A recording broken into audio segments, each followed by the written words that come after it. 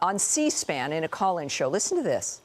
Yes, I'd like to ask Brian to, on national television, admit he and his network are a bunch of liars about Donald Trump. This is Kevin in Princeton, Indiana. Good morning. Yeah, Mr. Stelter is the biggest minister of misinformation I have ever heard, and I'm a news junkie. He made the statement just a few minutes ago that he is all the stories are always evolving. Yeah, his stories absolutely evolve. Brian Stelter. Thank you for the feedback. I appreciate it. Savannah, Georgia. Rick, good morning. You're next.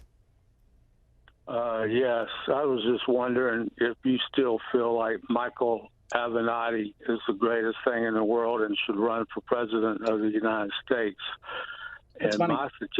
my suggestion is whatever CNN says, do the opposite and you'll be fine. Aurora, Indiana. This is Robert. Good morning. You're on with Brian Stelter. You know, CNN is just something it's a joke. It's a joke. This guy tells more lies, and Fox gives more news than CNN does in their What lie? What lie did I tell? 2 years. It's nothing but lies.